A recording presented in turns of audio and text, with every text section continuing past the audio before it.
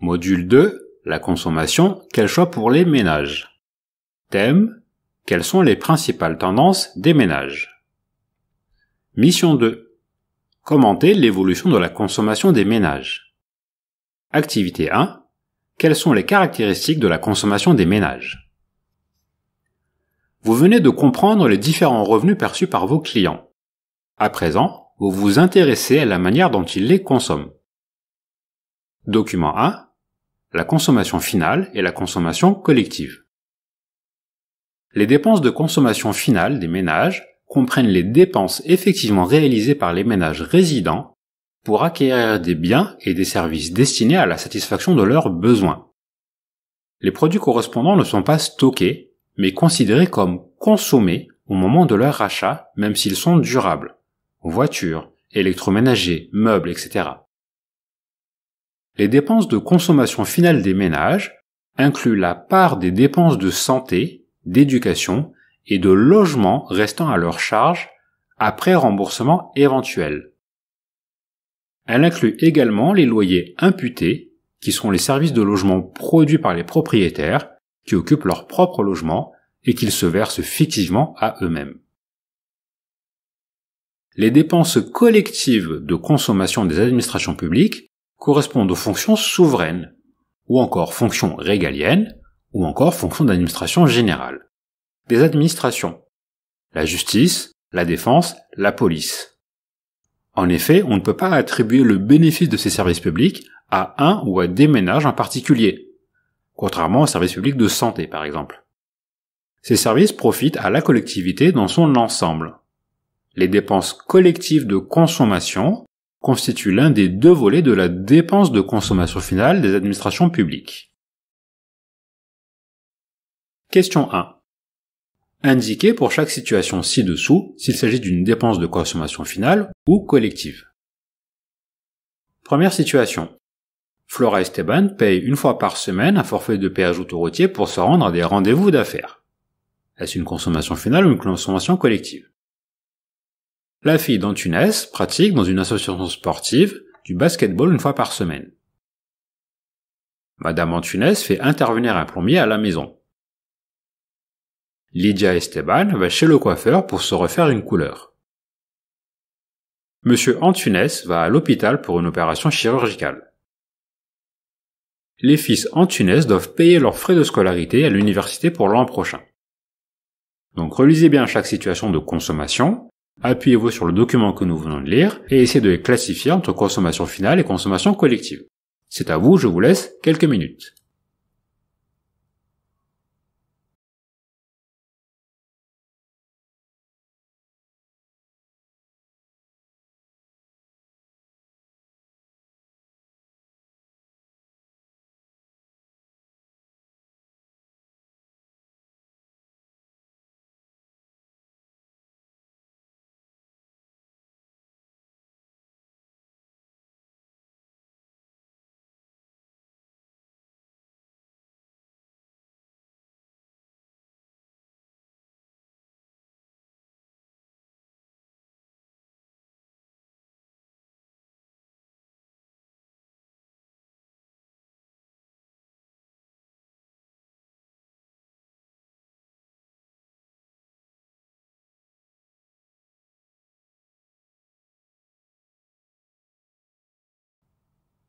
Correction.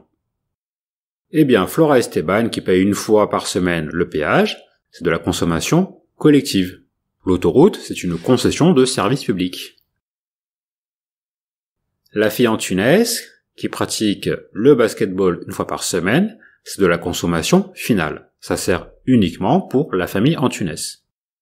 De la même manière, Madame Antunes qui fait intervenir un plombier, c'est de la consommation finale, ça profite uniquement à cette famille. Lydia Esteban qui va chez le coiffeur, c'est également pour elle, c'est de la consommation finale.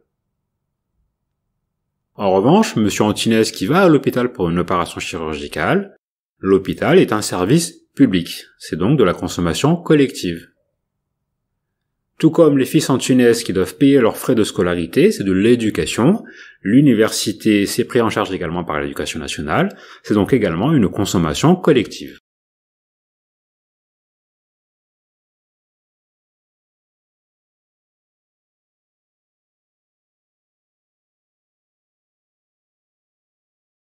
Activité 2. Quels sont les postes budgétaires liés à la dépense de consommation? En analysant la gestion des comptes bancaires des familles Antunes et Esteban, vous remarquez des différences de valeur d'un poste de consommation à un autre. Vous consultez alors les chiffres de l'INSEE afin d'avoir un aperçu des plus grands coefficients budgétaires des Français. Définition, le coefficient budgétaire. C'est le rapport entre la dépense consacrée à un bien ou à un service et la dépense totale du ménage.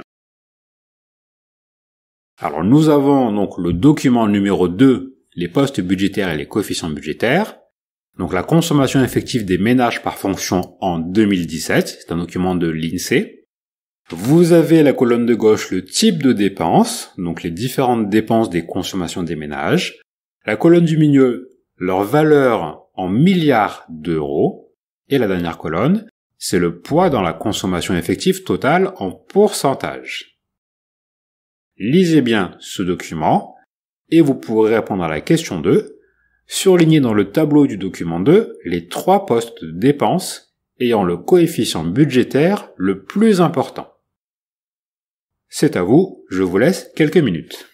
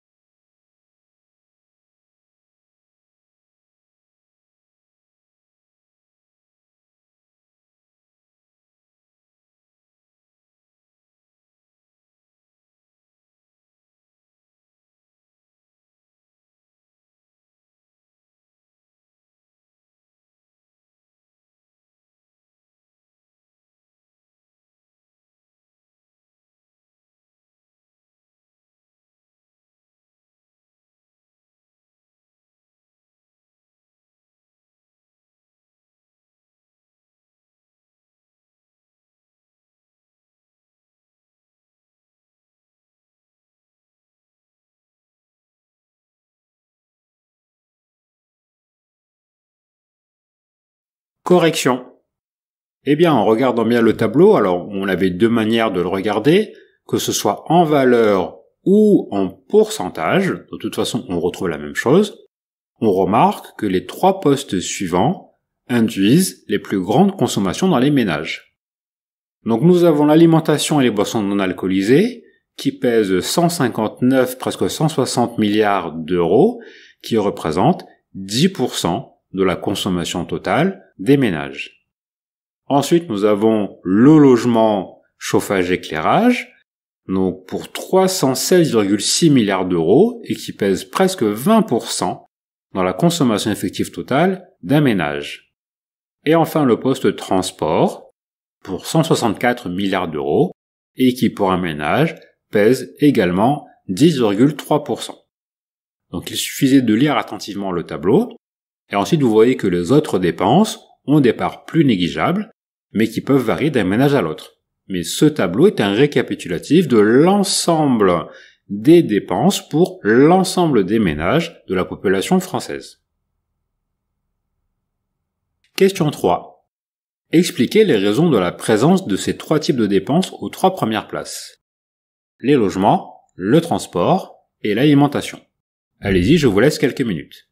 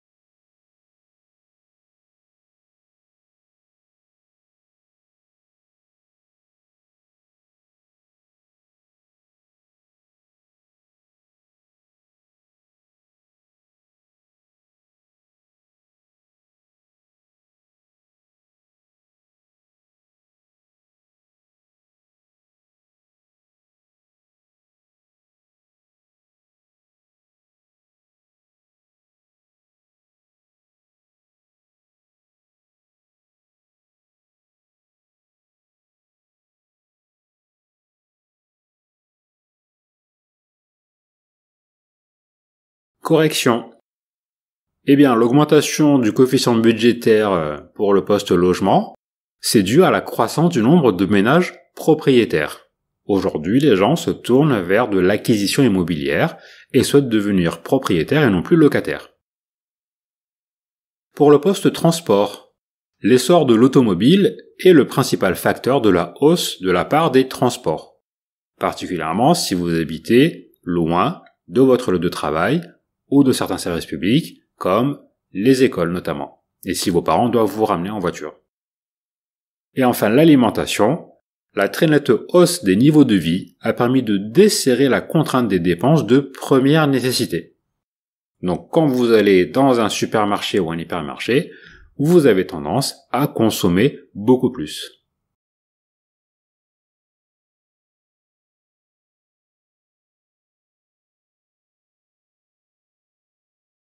Activité 3. Quels sont les facteurs explicatifs de l'évolution de la consommation ? Quelques définitions. Le pouvoir d'achat. C'est la quantité de biens et de services qu'un revenu permet d'acheter. Le pouvoir d'achat dépend alors du niveau de revenu et du niveau des prix. L'évolution du pouvoir d'achat, c'est la différence entre l'évolution des revenus des ménages et l'évolution des prix. Document numéro 3, le pouvoir d'achat des ménages. C'est donc un graphique qui vient de l'INSEE, le pouvoir d'achat des ménages, par unité de consommation. Donc regardez-le attentivement, nous avons en ordonnée un pourcentage de variation annuelle et nous avons en abscisse un récapitulatif au niveau des années 2014, 2015, 2016, 2017, des estimations pour 2018 et des prévisions pour 2019. Question 4. Interprétez le graphique. Question 5. Indiquez ce qui permet au pouvoir d'achat d'augmenter. Question 6. Déterminez comment le pouvoir d'achat peut augmenter. C'est à vous, je vous laisse quelques minutes.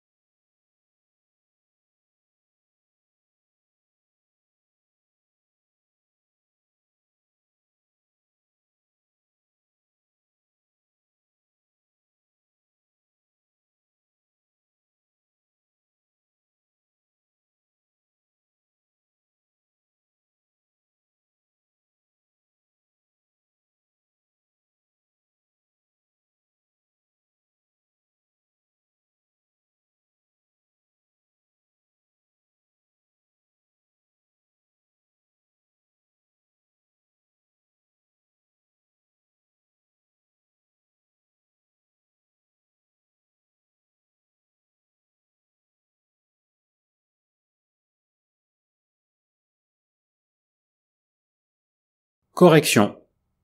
Interprétez le graphique. Le pouvoir d'achat augmente depuis 2014.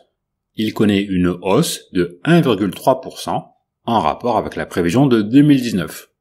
Donc pour cela, il suffit de regarder les deux extrêmes au niveau du graphique. En 2014, nous avons un pourcentage de 0,7 et la prévision pour 2019 est à 2%. Donc nous avons bien sur l'ensemble de la période une hausse prévisionnelle de 1,3%. On ne tient pas compte des différentes variations qu'il a pu se produire entre les deux années.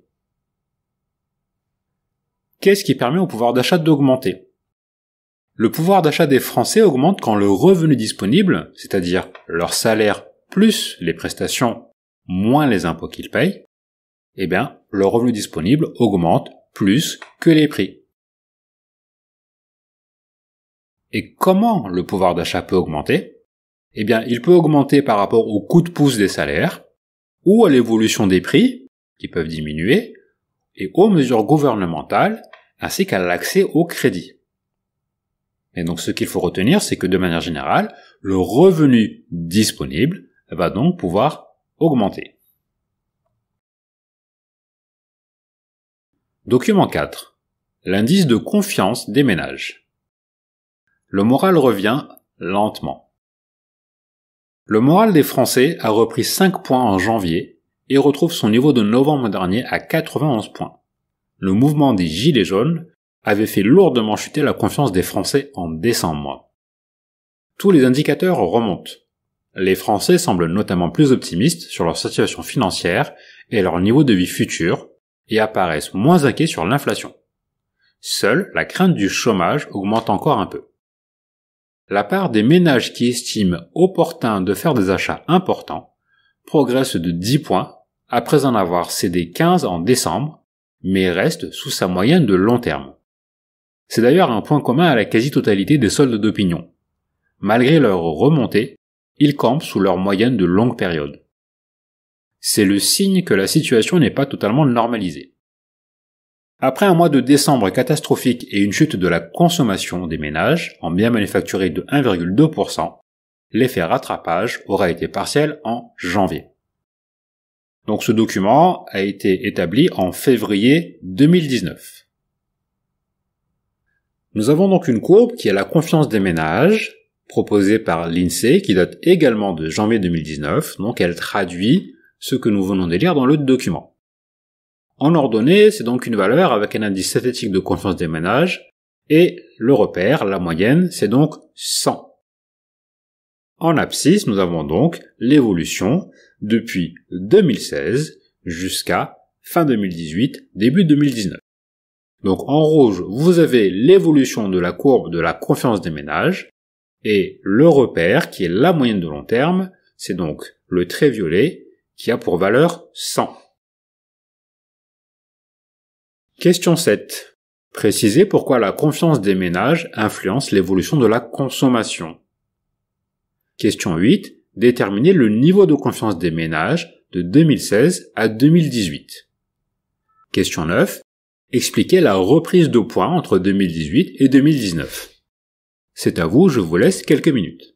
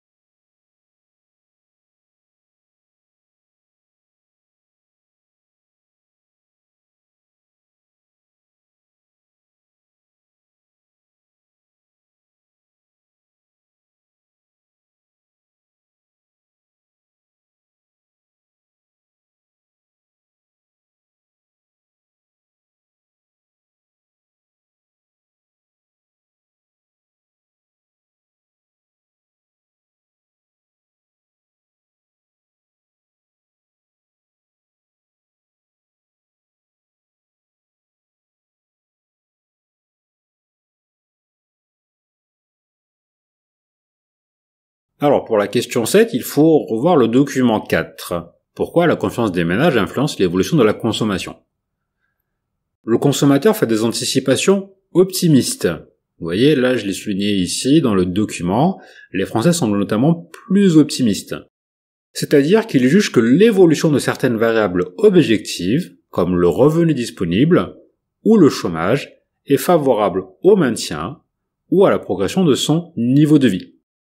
Donc on le voit dans ce que j'ai souligné, ils sont optimistes sur l'évolution de leur situation financière et leur niveau de vie, et en fait, ce qui leur fait peur, c'est que le chômage augmente encore. Donc, soit ils peuvent être optimistes sur leur prévision de vie future, sinon ils peuvent faire des anticipations pessimistes.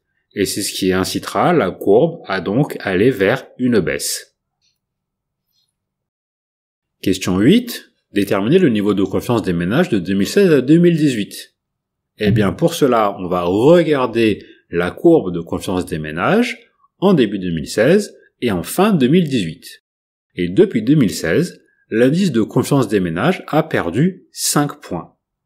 La crise sociale de novembre 2018 a fait dégringoler cet indice, mais depuis 2018, on observe une augmentation en termes de points.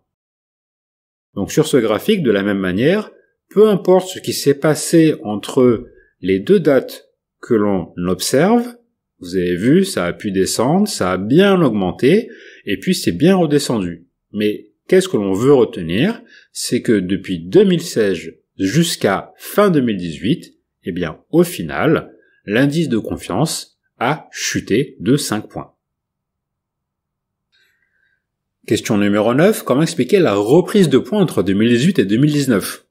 C'est donc cette dernière partie de la courbe où on sent une vraie augmentation, qui est quand même bien caractérisée. On a un petit phénomène de dents de scie. Eh bien, la confiance des ménages a repris 5 points grâce à l'effet d'annonce concernant leur situation financière et leur niveau de vie futur.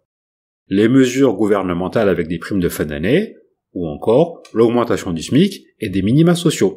C'était donc les annonces d'Emmanuel Macron suite à la crise des Gilets jaunes. Il avait fait des annonces en fin d'année afin que le pouvoir d'achat des ménages puisse réaugmenter, et donc cela a permis à la courbe, à l'indice de confiance, de remonter, puisque les Français ont eu un moral beaucoup plus optimiste qu'auparavant.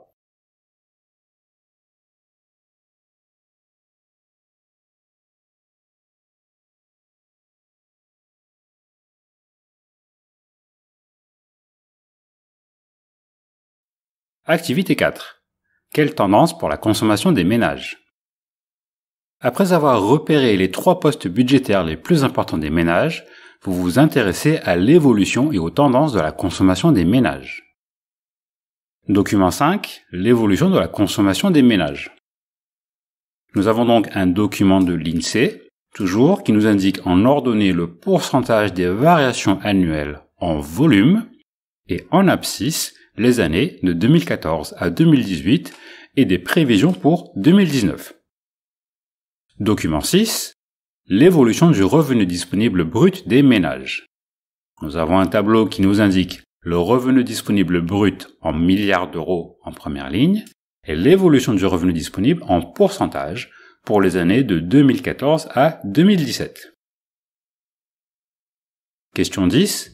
Interpréter l'évolution de la consommation des ménages depuis 2014. Question 11.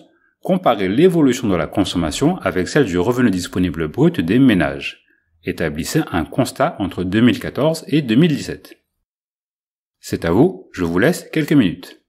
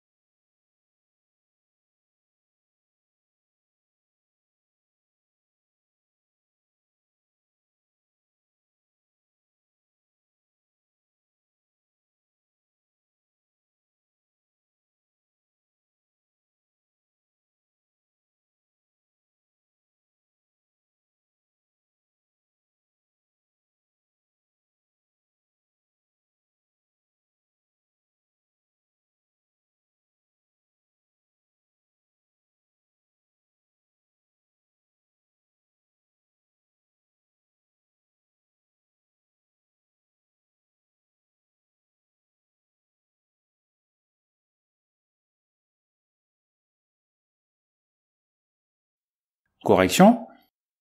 L'interprétation de l'évolution de la consommation des ménages depuis 2014, nous allons nous appuyer sur le document 5 et sur le graphique de l'INSEE. Depuis 2014, la consommation des ménages a augmenté de plus 0,7% par rapport à la prévision de 2019. Pour cela, il faut regarder quel était le pourcentage en 2014 et le pourcentage à la fin de la période concernée, c'est-à-dire en 2019. Peu importe ce qui s'est passé entre ces deux années, qu'il y ait eu des hausses ou qu'il y ait eu des baisses, ce qui nous intéresse, c'est l'évolution finale entre le début et la fin de la période. Nous sommes donc passés de 0,8 en 2014 avec des prévisions à 1,5 en 2019. Il y a donc bien plus 0,7% de gagné depuis 2014. En revanche, elle a perdu 0,4% depuis 2016. Mais elle a regagné, en l'espace d'un an, 0,6%. On complète notre analyse en regardant quel était le pic de ce graphique. Et effectivement, donc, en 2016, il y avait 1,9%. Et puis finalement, en prévision, on espère 1,5%. Donc il y a une perte de 0,4%. Et par rapport à 2018, l'année précédente, il y a un gain de plus 0,6%. 0,9 plus 0,6% nous amène bien à 1,5% en prévision pour 2019. L'évolution de la consommation avec celle du revenu disponible brut des ménages. Le constat qui vous est présenté fait en même temps office de cours. L'accroissement du revenu n'entraîne pas nécessairement l'augmentation de la consommation. En effet, le revenu comporte deux composantes. Une composante permanente, il s'agit des ressources stables comme le revenu, qui ne sont pas modifiées à court terme, et une composante transitoire.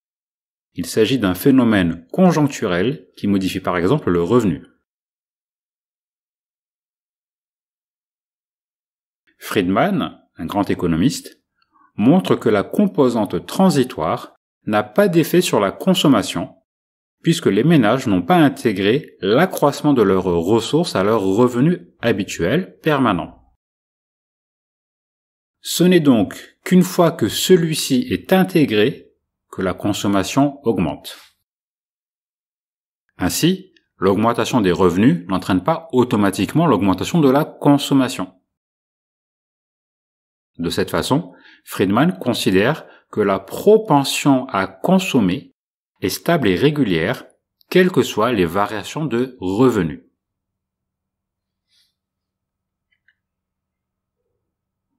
En observant les évolutions de la consommation des ménages, vous vous intéressez aux dépenses préengagées qui modifient le comportement des ménages.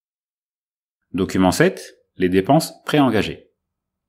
En les distinguant selon leur niveau de vie, il est possible de catégoriser les ménages en ménages pauvres, ménages modestes, non pauvres, classe moyenne et ménages aisés. Malgré une convergence des structures de dépenses sur une longue période, particulièrement concernant la part de l'alimentation, des différences persistent entre ces différentes catégories, notamment en termes de logement, de transport ou de loisirs. Une partie des dépenses des ménages est dite préengagée, c'est-à-dire qu'elles sont engagées par contrat, assurance, loyer, remboursement d'emprunt, etc., et sont difficilement renégociables à court terme. La part des dépenses préengagées dans le revenu disponible des ménages est d'autant plus forte que leur niveau de vie est faible. Elle passe de 61% pour les ménages pauvres à 23% pour les ménages aisés.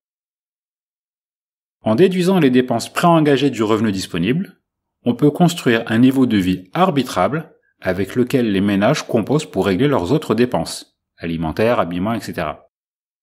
Cet indicateur vise à mieux rendre compte du ressenti qu'ont les ménages de leur aisance financière que le niveau de vie usuel. Les inégalités apparaissent plus fortes, estimées à partir du niveau de vie arbitrable plutôt qu'à partir du niveau de vie. La moitié des personnes pauvres ont un niveau de vie arbitrable inférieur à 340 € par mois.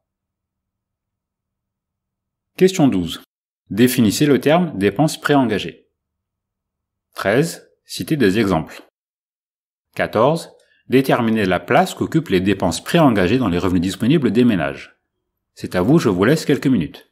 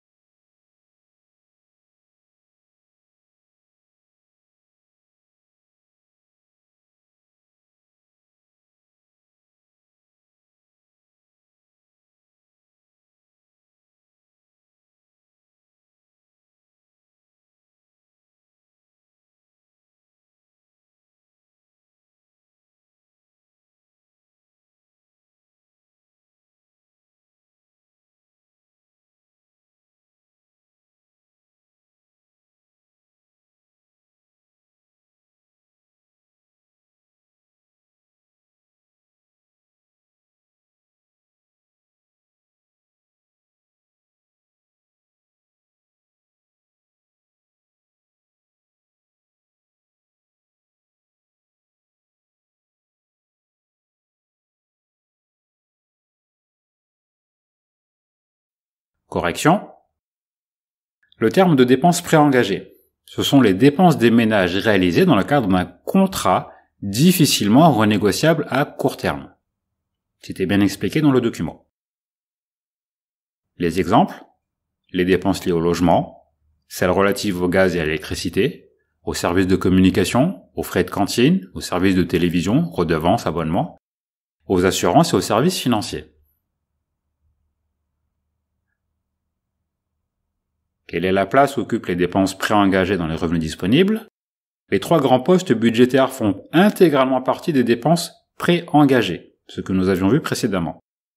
La part du logement, qui ne cesse d'augmenter, comprime considérablement le revenu disponible. Cette dépense crée des inégalités entre les catégories sociales.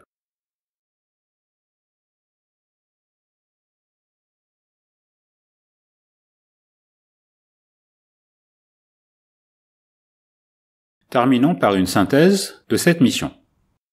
Nous avons donc vu la consommation des ménages qui peut se distinguer en consommation finale et en consommation collective. La consommation finale est constituée de biens et services achetés ou autoconsommés par le ménage. Concernant la consommation collective, ce sont des biens fournis gratuitement ou partiellement, principalement par des choses qui sont utilisées de manière collective. Nous les avons vu avec l'autoroute ou avec l'hôpital. Il y a une évolution de la consommation des ménages selon 4 facteurs. Premièrement, le facteur social. Nous avons vu la confiance des ménages qui a une influence. Deuxièmement, le facteur économique. C'est vraiment le pouvoir d'achat. Troisièmement, les dépenses préengagées. Ce que nous venons de voir, c'est-à-dire les dépenses auxquelles ils ne peuvent pas échapper. Et enfin donc, le revenu disponible.